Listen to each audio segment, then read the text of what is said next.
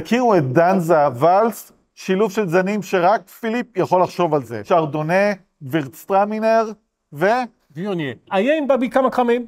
הגבירץ קיש, מאזור כפר תבור. הוויוניה בא מהשומרון, מהר ברכה, כרם בגובה 800 מטר. השרדונה בא מהשומרון, משילה. ההרכב של שני זנים, שרדונה וויוניה, שתורמים בעיקר לגוף, שהם נותנים בדרך כלל יינות בעל התיישנות, עם גבירץ שהוא זן ארומטי שמביא את הניחוח הנחמד. בלנד לבן, עדין, קליל, כמו הריקוד ואלס, עם דגים, גבינות, עופות, יין קליל שכיף לשתות אותו, שלא מכביד יותר מדי.